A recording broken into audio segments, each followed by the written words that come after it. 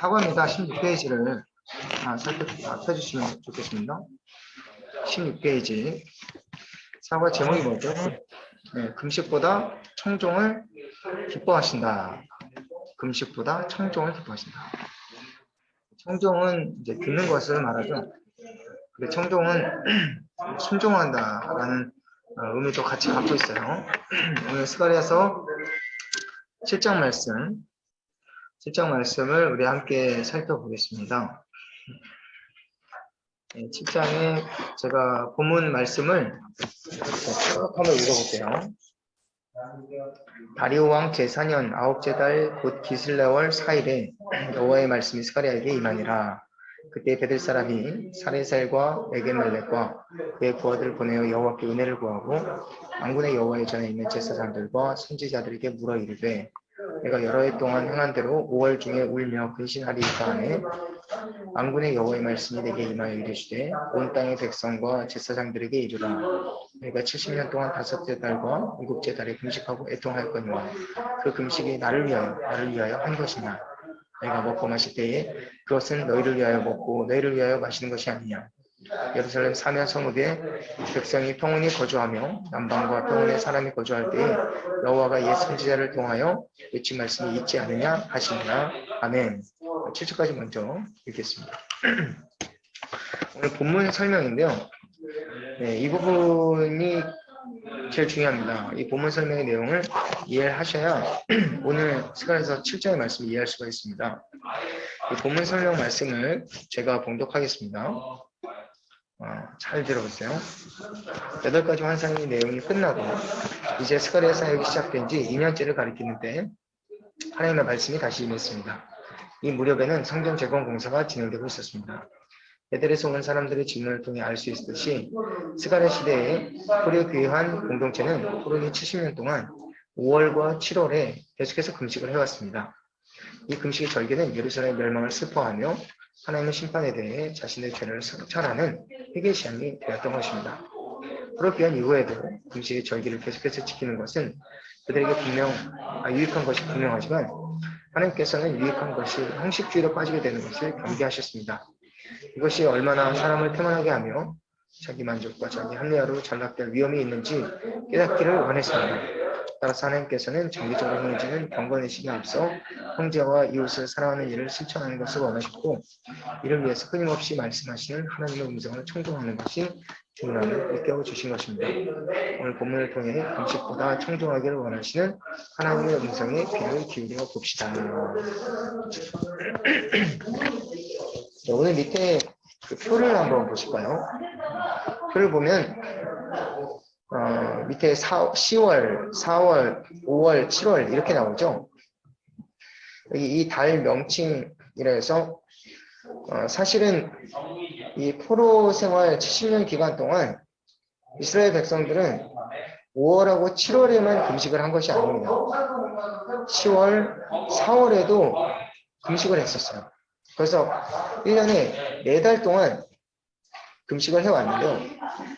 금식을 하면서 또 음식을 먹기도 했었죠. 그래서 여러분이 이슬람 문화권을 한번 여행을 다녀보시면 아시겠지만은 이슬람교에서는 이 힌두교들의 이 라마다 기간이 있어요. 그래서 라마다라고 하는 건 가장 더운 달을 말합니다. 그래서 가장 더운 달이 9월을 의미합니다. 그래서 이 라마다 기간 한 달 동안은 해가 떠 있는 그 시간 동안에는 금식을 하게 되었어요. 그래서 해가 지면 이제 그 금식을 끝내고 이제 음식을 먹을 수가 있습니다. 그것이 종교적인 행위로서 그들에게 행해지는 거예요. 그래서 그 한 달 기간 동안은 완전히 그 저녁 장사가 아주 상행하게 되고 저녁에 그들이 폭식을 합니다. 폭식을 해요. 그래서 그들은 그 라마다 기간 동안 그들의 종교 행위가 지금까지 흘러오면서 얼마나 형식적으로 변질이 되어 갔는지 우리가 가면 볼 수가 있습니다.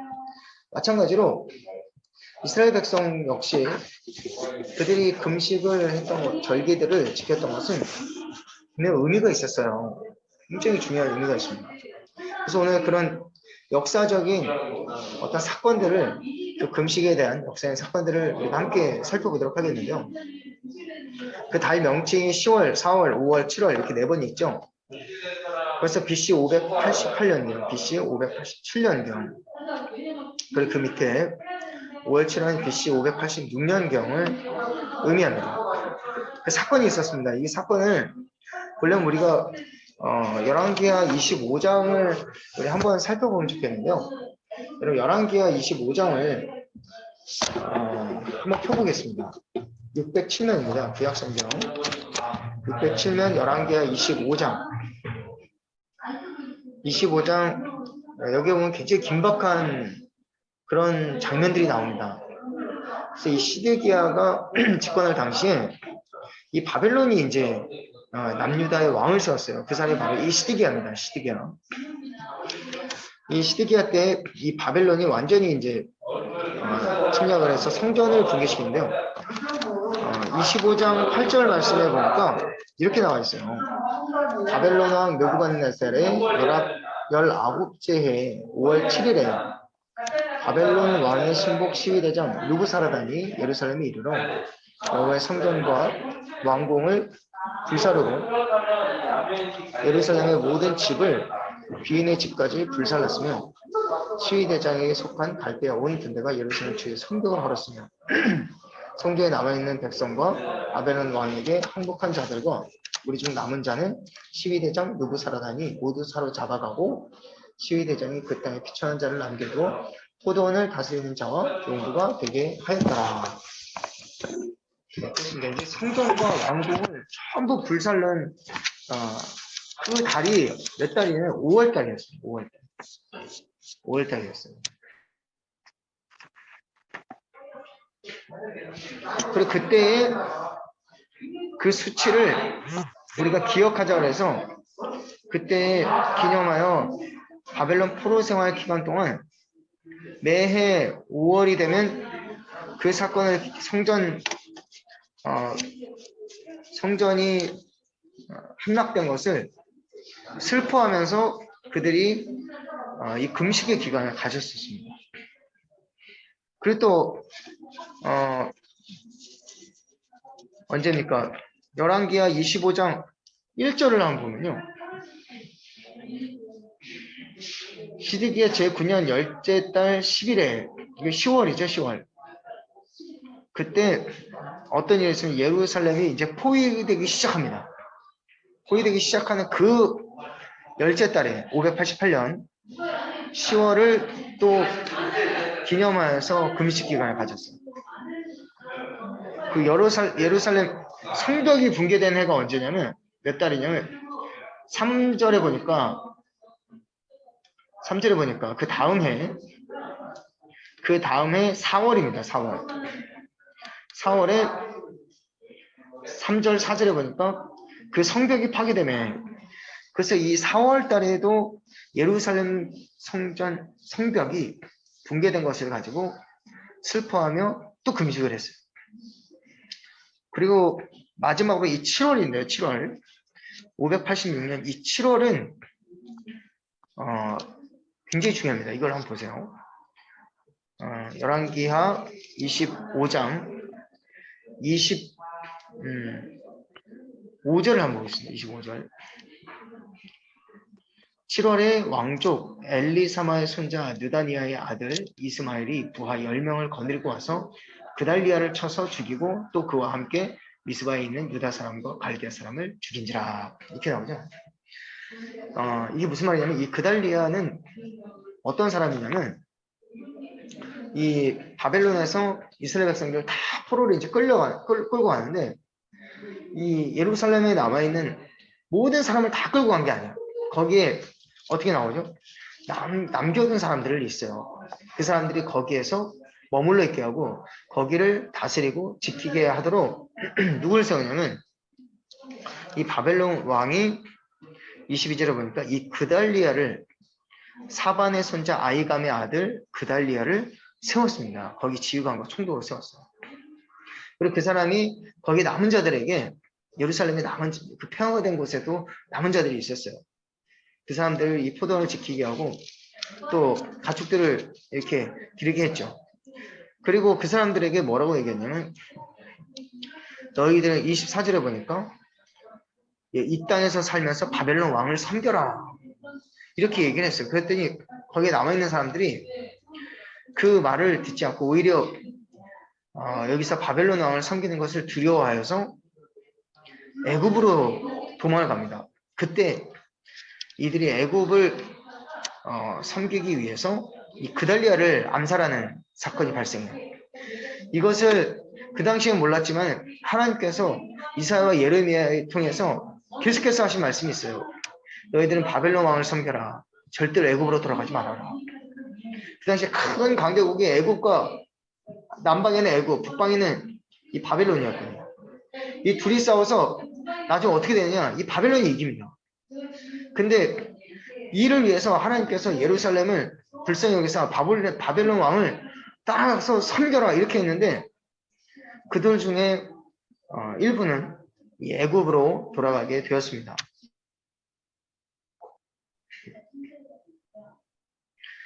그래서 그 사건을 하나님께서 정말 굉장히 미워하셨습니다. 그래서 그때 그들이 회개하는 금식 기간을 갖기 위해서 조상들의 죄를 회개하면서 이 7월에도 금식 기간을 가졌습니다. 그래서 그들이 금식 기간을 가진 것은 12달 중에서 언제요? 4월, 5월, 7월 그리고 10월입니다. 이 4달 동안 그들이 이 금식 기간을 가졌는데 이 금식 기간이 시간이 지나면서 굉장히 형식적인 종교 행사가 되어 버렸다라는 것이죠. 그래서 오늘 그 배경을 가지고 우리가 함께 말씀을 살펴보겠습니다. 우리 마음을 열며 질문입니다. 하나님을 섬기는 일에는 열심을 내지만 주변 사람들에게는 평판이 좋지 않은 사람도 있습니다. 왜 그랬다고 생각하시나요? 반대로 하나님을 섬기는 일에 열심을 내는 사람 중에도 평판도 좋은 사람이 있습니다. 그럼 왜 어떤 그런 차이가 나타날까요? 네, 이 부분은 이제 뭐 여러분들도 각자 생각하시고 의논하겠지만은 종교적인 열심은 있는데 그 종교적인 그러니까 신앙심이 없는 거예요. 그냥 예배 형식과 그런 것들은 중요시하면서 예배를 드리지만은 사실 그 본연의 깊은 하나님의 뜻과 그 사명을 생각하지 않고 그냥 그 종교 의식만 하면서 살아가시는 거예요. 그래서 이 신앙생활과 이 윤리적인 이 삶을 균형 있게 실천하는 노력이 없으면 우리 중에 어느 누구도 그렇게 형식주의에 빠질 수가 있습니다. 이게 형식주의의 해단이에요. 그래서 오랫동안 신앙생활을 하면서도 교회도 빠지지 않고 열심히 신앙생활을 하지만 밖에서는 하겠습니다. 그래서 17페이지입니다. 그래서 우리가 신앙생활과 윤리적인 삶을 균형 있게 실천하는 노력이 있어야 된다는 거죠. 그렇지 않으면 이게 형식주의에 빠질 수가 있어요. 그래서 기도와 이 말씀 생활의 동기가 하나님의 뜻을 구하는 데 있지 않고 자기만의 이제 고정된 그런 편견이나 아집 속에 하나님의 뜻을 제안하여서 듣기 때문입니다. 그래서 오히려 기도 많이 하는 사람들이 또 교만한 사람들이 있죠. 그런 것이 다 이런 것에서 나오는 것입니다. 이제 말씀의 씨를 뿌리며 우리 18페이지 한번 넘겨보겠습니다. 베델 사람이 절박한 심정으로 제사장들과 선지자들에게 물어본 것은 무엇인가요? 오늘 보니까 스가랴서 7장 2절 말씀을 한번 같이 보겠습니다. 그때 베델 사람이 사레셀과 레겜멜렉과 그의 부하들을 보내어 여호와께 은혜를 구하고 3절까지 봅니다. 만군의 여호와의 전에 있는 제사장들과 선지자들에게 물어 이르되 내가 여러 해 동안 행한 대로 5월 중에 울며 근심하리까 하며 이렇게 물어봤어요. 지금 이 상황이 어떤 상황이냐면 지금 성전 건축이 다시 이제 재건이 되는 중간입니다. 이게 벌써 성전 재건이 시작됐어요. 시작됐는데 아직 스룹바벨 성전이 완공된 건 아닙니다. 이 스룹바벨 성전이 다시 재개된 시점부터 대략 4년에서 5년 정도 이 기간 동안 이 성전이 건축이 되었는데요. 이 성전 재건 그 기간 중에도 이 성전에서 그들이 예배를 드렸어요. 그리고 거기에서 종교의식을 이제 종교 행사를 했습니다. 근데 그때에 이들이 물어보는 거예요. 우리가 포로 생활 바벨론과 이 메데 바사의 포로 생활로 북방 나라에 있을 때에 지켰던 그 금식의 절기를 이제 여기 내려와서 여기에서도 그대로 진행하는 것이 옳습니까? 옳지 않습니까? 그걸 물어보는데 이들은 굉장히 간절했던 것 같아요. 그래서 여기 보니까 이 베델 사람이 이 베델은 이 사마리아 그러니까 이제 북이스라엘 사람으로 볼 수 있겠습니다. 그래서 이 베델 사람이 이제 물어보는 거예요. 남유다에서 이렇게 하나님을 섬기는 그런 금식의 절기를 우리도 같이 행해도 괜찮겠습니까? 그러자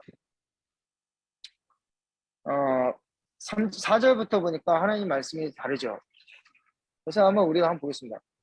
일단은 다시 18페이지 돌아와서 질문 1번에 베델 사람이 절박한 심정으로 선지자들에게 물어본 것은 무엇입니까? 여기 적어주세요. 귀환 후에도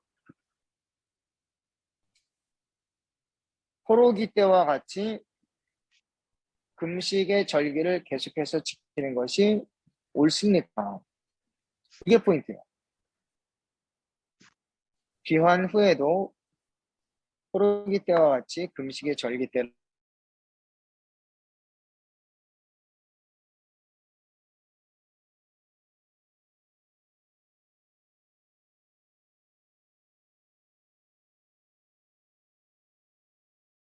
이 5월과 7월이 굉장히 중요합니다. 5월은 예루살렘 성전과 도성 모두 함락된 달이고 7월은 최종적으로 유다의 남은 자마저도 하나님의 마지막 경고를 무시하고 그달랴를 죽임으로써 애굽을 섬기기로 작정한 달입니다. 하나님 끝까지 애굽으로 돌아가지 마라. 끝까지 애굽으로 돌아가지 마라 그랬는데 결국엔 그들은 애굽으로 돌아갔어요. 왜 들어갔을까요? 하나님의 말씀을 믿지 못했기 때문이죠. 그리고 현실을 바라보니까 바벨론을 섬긴다는 것은 굉장히 누가 보더라도 굉장히 위험한 도전이에요. 어쩔 수 없이 끌려간 자들은 뭐 선택할 여지가 없죠. 여기 남은 자들은 선택할 수가 있어요. 그들이 바벨론을 섬기느냐 아니면 애굽으로 도망가느냐. 애굽은 계속해서 이렇게 회유를 했거든요.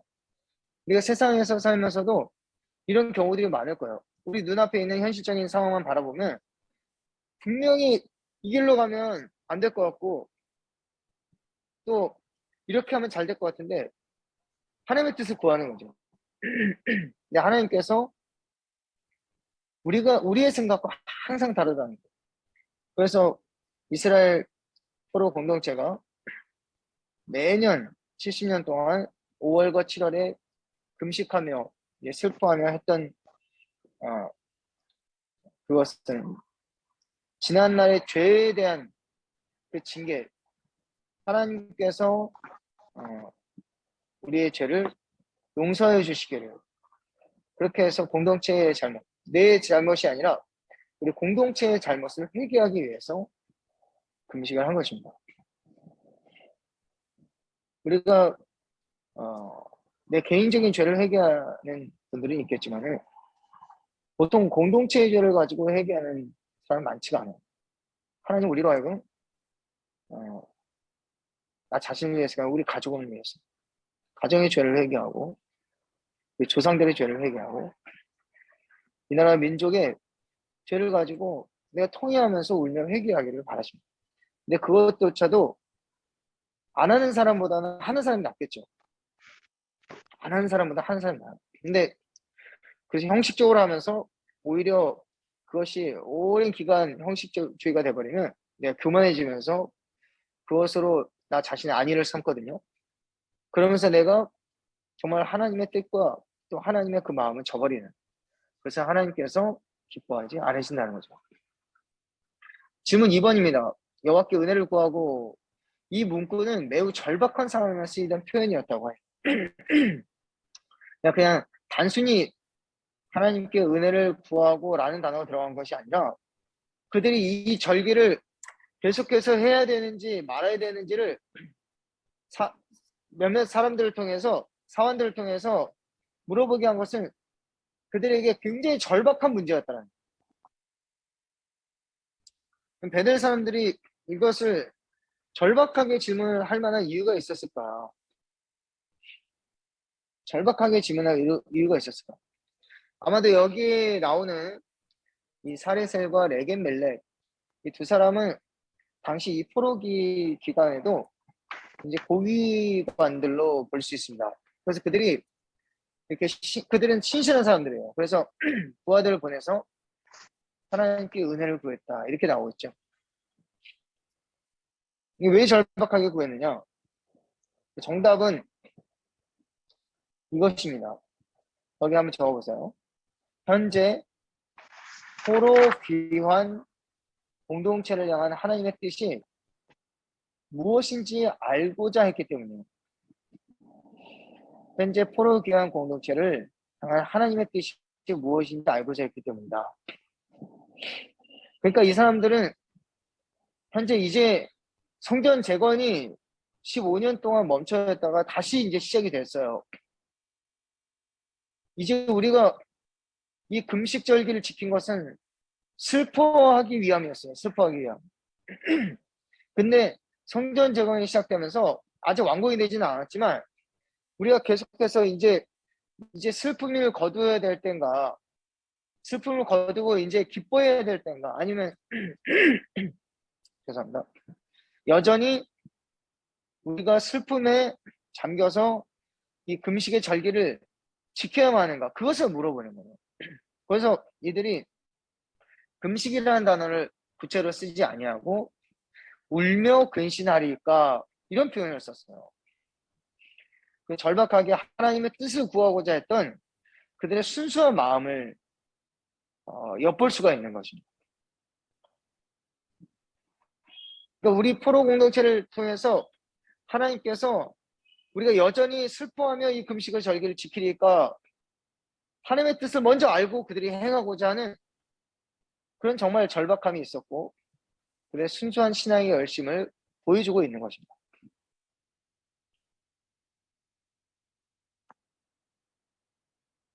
70년의 바벨론 유수가 사실은 이제 끝난 시점이에요. 이제 성전 건축되는 시작의 시점에 백성들에게는 우리가 이해할 수 없겠지만 혼란이 찾아왔을 겁니다. 아직도 여호와의 징계를 생각하면서 지난날에 그것을 계속 슬퍼해야 하는지, 이제 슬픔과 통곡의 시간을 접고 미래의 희망과 회복을 고려해야 되는지, 아마도 이 베델 사람들은 앞서 말씀드린 것처럼 이 절기를 지키는 데 있어서 형식적으로 지킨 자들이 아니었어요. 분명히 그럽니다. 이들은 진심으로 애통하며 하나님의 뜻을 고대해 왔던 자들로 볼 수 있습니다. 그런데 이들에게 하나님께서는 사실은 이들에게 전하는 말씀이 아니에요. 이 질문조차 하지 않고 아무 생각 없이 그들의 형식적으로 그 절기를 지켜왔던 자들에게 하셔야 하는 말씀인데, 하나님께서는 그 질문을 한 자들에게 이 말씀을 주신 거죠. 오늘 베델 사람과 질문한 똑같은 것이 예수님 승천 때에도 제자들이 물어봤어요. 이스라엘 회복하심이 이때니까. 이런 것들이 비슷한 질문으로 볼 수 있겠습니다. 질문 2-1번입니다. 당신은 베델 사람과 같이 절박한 심정으로 하나님의 뜻을 구해본 적이 있는가? 그러면 여러분 거기다가 여러분의 의견을 한번 적어볼 수 있길 바랍니다.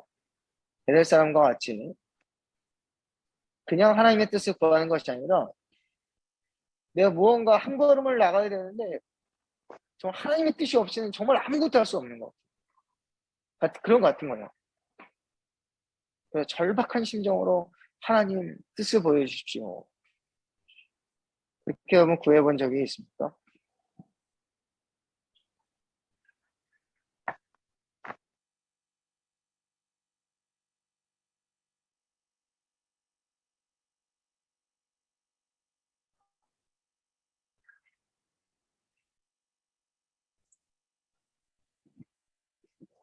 네, 질문 2-1번을 우리 함께 나눠보실 분 짧게 우리 시간이 많이 갔기 때문에 한 1분 정도만 드리겠습니다. 간단하게 1분 30초 누가 한번 이야기해 주실 수 있을까요? 하나님의 뜻을 구해야 돼. 절박하게 한번 하나님의 뜻을 구했던 적이 있었다. 결과와 상관없이.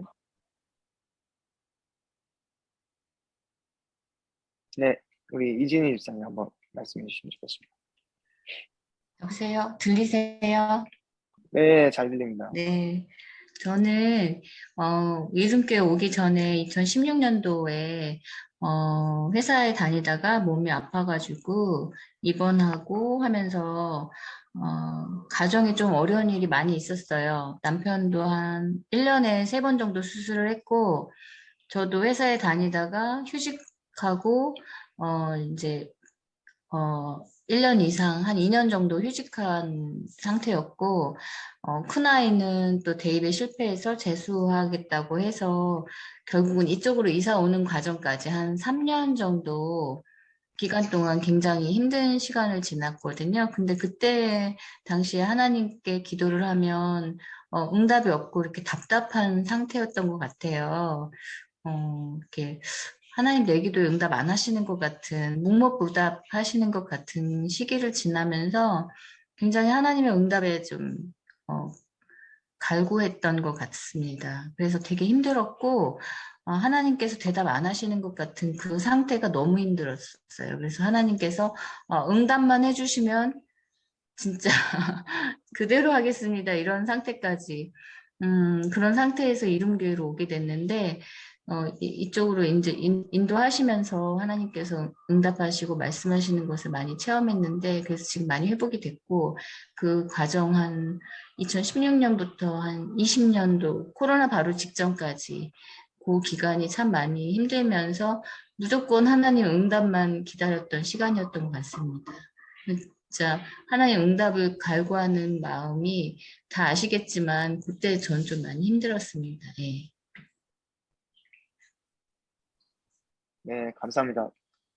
그, 짧지만 정말 알차게 잘 나눠주셨어요. 우리 박수 한번 하겠습니다. 감사합니다. 우리가 진짜 하나님의 뜻만 알면 참 지금 현재 상황을 극복할 수 있을 것 같은데 그 뜻을 우리가 잘 모르니까 그 뜻을 이제 구하는 그 과정이 사실 너무 힘이 되는 거예요. 이스라엘 백성들에게도 또 베델 사람들도 그 기간이 하루 이틀이 아니라 한두 해가 아니라 계속해서 지체되니까 그런 어려움들이 있었을 것 같습니다. 우리 질문 3번을 잠깐 보겠습니다. 스가랴는 여호와 하나님께로부터 베델 사람의 질문에 대한 직접적인 대답을 듣지 못했습니다. 오히려 여호와 하나님으로부터 3가지 수사적인 질문을 받았습니다. 그 질문들은 무엇입니까? 5절에서 7절 말씀인데요. 우리 한번 적어보시기 바랍니다.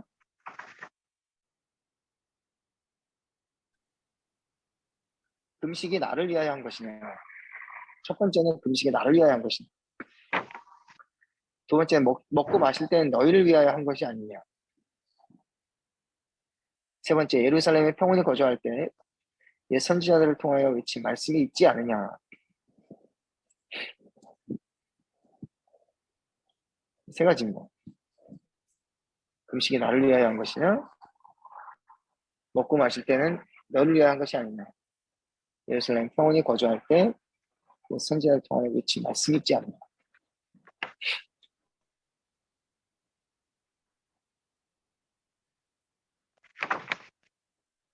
질문 3-1번입니다. 여호와의 수사적인 질문 3가지는 금식에 대해서 어떤 말씀을 하고자 하시는 걸까요? 어떤 말씀을 하고자 하시는 걸까요? 근데 그 질문에 대한 대답으로서 아마 이 질문을 다시 주셨을 겁니다. 그러니까 이 금식, 이 베델 사람이 물어본 것은 금식을 계속 할까요, 말까요? 이거예요, 사실은. 금식을 계속 할까요, 말까요인데, 여기에 5월이 붙었거든요, 5월. 네 개의 달 중에 5월에 계속해서 우리가 울며 근신하리까. 5월이 가장 중요한 달입니다. 그때가 뭐냐면 예루살렘 성이 함락된 사건이에요. 그날. 그래서 이제 예루살렘 성전에 이 성이 다시 성전이 재건되는 시점에서 하나님의 뜻을 구하는 것이죠. 정답은 거기 이렇게 적어보세요. 금식 기간에 초점을 둘 것이 아니라 금식의 동기와 목적이 올바르고 순수하게 지속되었는지 점검하라는 말씀입니다. 금식 기간에 초점을 둘 것이 아니라 금식의 동기와 목적이 올바르고 순수하게 지속되었는지 점검하는 것이죠.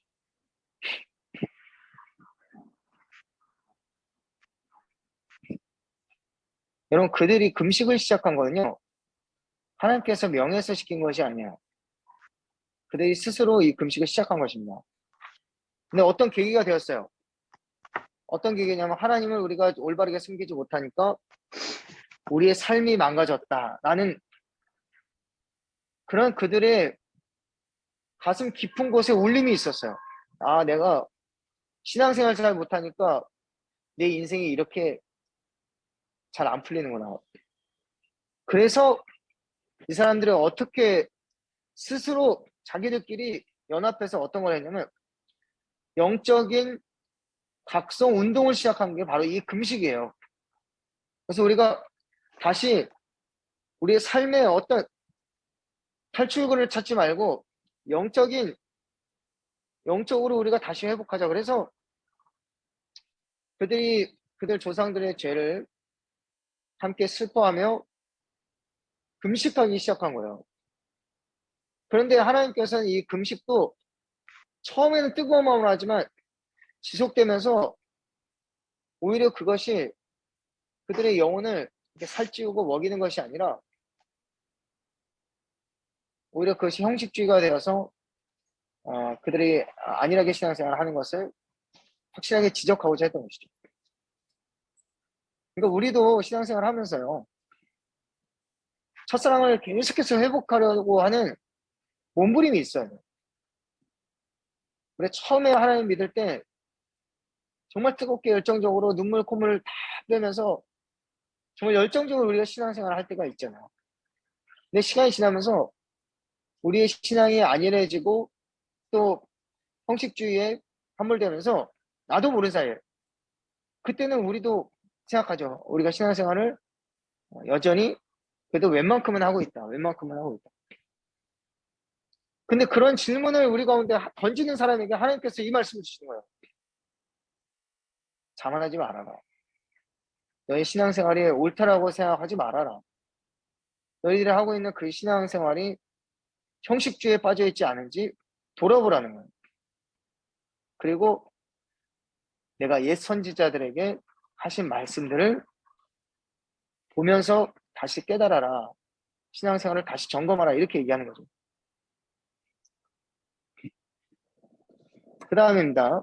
질문 3-2번입니다. 때로는 우리가 간절한 기도를 요청을 드렸는데도 하나님은 어쩜 이래도 무관심하신지라고 느낄 때가 있습니다. 그럴 때에도 끈질기게 기도할 때 하나님은 말씀하십니다. 너는 내 간절한 심정을 헤아려 본 적이 있니? 베델 사람의 간절한 기도 요청 속에 하나님의 심정이 숨겨져 있었던 것 같이 어쩜 우리의 잠시만요. 네, 맞죠? 네.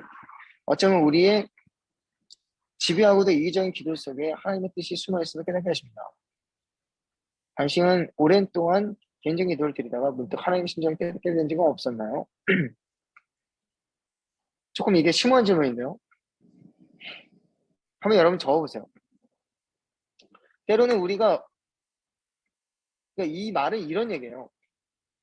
내 이기적이고 개인적인 욕심을 가지고 기도를 한다 할때라도 이것이 어떤 건 포기되어지는 것이 있고 어떤 건 정말 포기되어지지 않고 응답은 안 되는데 계속해서 이걸 기도할 수밖에 없는 나 자신을 보게 되는 거예요. 응답되지 않는데 계속 기도하고 있어요. 그때 간절하게 기도해야 되는 상황이에요. 물론 간절할지 아닐지 모르지만 근데 아무리 봐도 이게 하나님 나라를 영광을 위한 그런 뭐 큰 거창한 기도가 아니에요. 단지 그냥 하나님 우리 사업 잘 되게 해주세요. 남편 건강하게 해주세요. 하나님 우리 자녀들 축복해 주세요. 그 우리의 이기적인 기도라고 생각하지만 여기에 하나님의 심정이 숨겨져 있을 수가 있다는 거예요. 이 베데스다의 간절한 기도 요청에 하나님의 마음이 숨겨져 있었던 것 같이 여러분의 개인적인 기도를 드리다가 아 여기 하나님의 심정이 담겨져 있구나. 하나님의 비전이 있구나. 하나님의 뜻이 있구나. 그런 것들을 혹시 깨닫게 된 적이 있는지 그걸 적어보시기 바랍니다.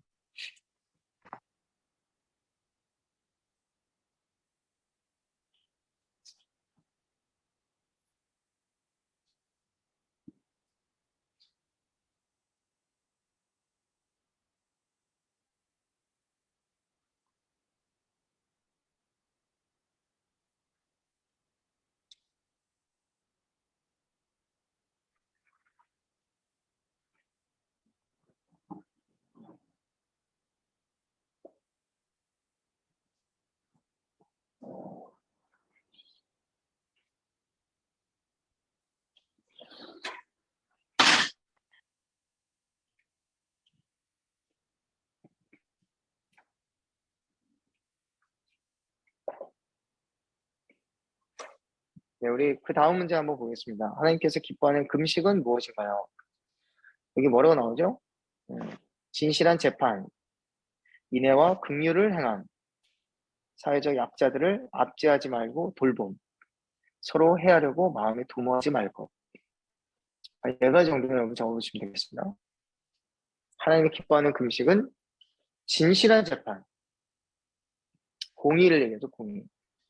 그리고 인애와 긍휼을 행함, 자비를 얘기합니다, 자비. 사회적 약자들을 압제하지 말고 돌보라는 거죠. 서로 해하려고 마음에 도모하지 말고. 하나님의 성품이에요. 하나님의 성품. 하나님의 성품을 닮아서 사회적인 윤리를 실천하라는 거죠.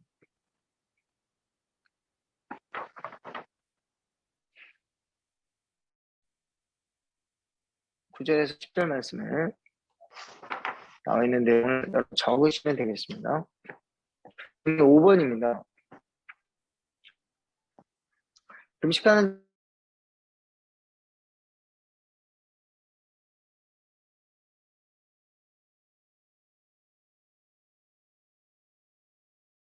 금강석이라는 건 정말 뭘 말하냐면 아주 굳어버리는 상황을 말합니다. 아예 굳어버렸어요. 더 이상 이 바늘로 찔러도 들어가질 않아요. 굳어버린 것을 말하고 있습니다.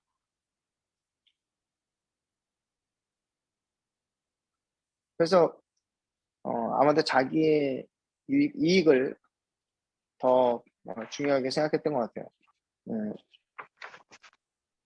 그래서 그리스도인들이 세상에서 인정받기 좀 어려워요. 왜냐면 교회 다니는 모든 사람들이 정말 알고만 있느냐? 아니 가라지도 있거든요. 그리고 세상 사람들이 요구하는 기독교인의 윤리의식, 도덕적 의식은 우리가 생각하는 것보다 더 높아요. 굉장히 높아. 그러면 운전만 하다 보면 저 사람이 교회 다니는 사람이다 그러면 뭐 우리가 세상에서도 때로는 불이익을 당할 때도 있잖아요. 그런 모든 상황에서도 손해를 감수하면서도 우리는 그리스도인으로서 때로는 하나님께서 인정하시는 삶을 살고자 몸부림쳐야 한다는 것입니다. 우리 질문 6번입니다. 그냥 허례허식으로 인해서 하나님 진노하셨습니다.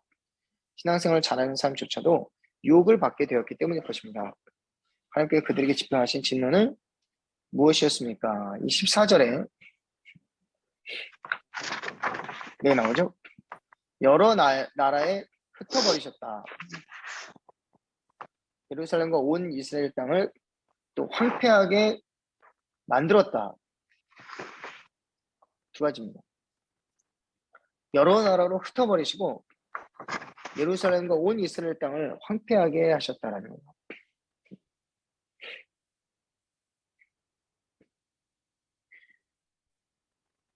창세기 11장에 보면 이 신할 땅 바벨탑을 무너뜨리실 때도 모든 민족과 방을 흩으신 사건하고 매우 유사하죠. 지금 이 팔레스타인 땅, 현재 이라크, 터키, 시리아 이 땅을 보면요. 완전히 폐허가 되어서 지금 거기가 이제 예전에 팔레스타인 땅인데요. 거기가 이제 완전히 폐허가 되어서 이제 포로로 잡아가는 자가 없는데도 그곳에 거주하던 사람들이 난민이 되어버렸습니다. 그러니까 하나님께서 허례 허식을 그렇게 가증스럽게 여기신다는 거예요. 그래서 정말 우리 신앙생활을 우리가 먼저 돌아볼 수 있기를 바랍니다.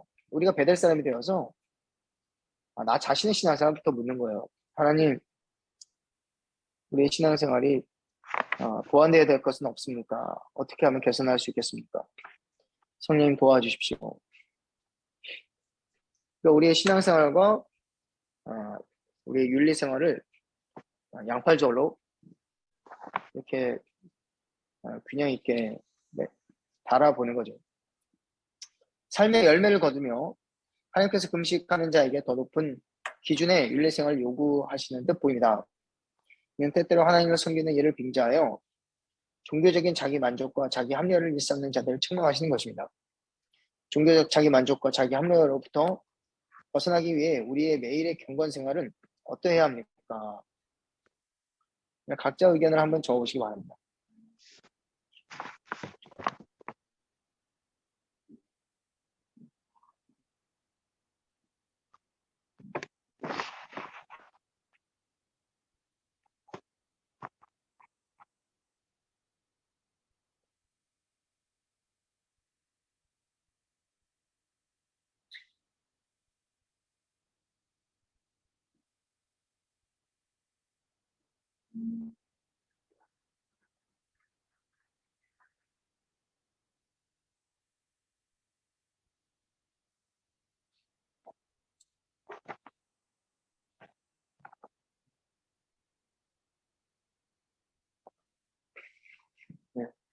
네. 우리 예배와 경건 생활을 세워나가야 되겠죠. 회중 예배와 그 개인 경건 생활에 있어서 우리가 이것이 형식은 되게 중요합니다. 형식은 중요하지만 형식주의에 빠지는 것은 굉장히 위험하다는 거예요. 형식이 있어야 돼요. 시간을 정해놓고 장소를 정해놓고 경건 생활을 해야 되죠. 그 예배를 지켜나갑니다. 공동체 예배를. 근데 그 시간을 우리가 최우선시하고 또 말씀을 사모하면서 집중하면서 주의 말씀을 듣고 또 기도하면서 우리 예배 생활을 경건 생활을 해나가는 것이 참 중요하다는 거예요. 그러니까 지난번에 제가 말씀드린 것처럼 우리 예배에는 항상 목적을 가지고 참석해야 돼요. 구원의 감격, 나를 구원하신 하나님의 은혜, 구원의 감격을 날마다 회복시켜야 됩니다. 그것이 회복되지 않은 상태에서 우리의 삶은 변화되지 않아요. 집중해서 주의 말씀을 듣고 또 인격적이신 하나님의 마음을 들으면서 낮은 자세를 가지고 뜻을 보여야 되겠죠. 여러분이 가지고 적어놓으신 내용도 비슷할 거라고 생각합니다. 그래서 실제로 실천적인 그런 구체적인 방안들을 적어보시면 굉장히 유익할 거라 생각합니다. 이제 이번 과를 마치며를 우리 김호경 권사님 한번 읽어주시겠습니까? 네, 들립니까? 예, 잘 들립니다. 옛 조상들의 심각한 문제 가운데 하나는 참된 동기와 목적을 상실한 종교적인 의식과 절기에 있었습니다. 하나님은 허와 씨를 중요하게 생각하시는 분이십니다. 빈 깡통과 같은 텅 빈 영혼을 가지고 살아가는 신자들이 오히려 진노를 불러일으킨다고 말씀하셨습니다.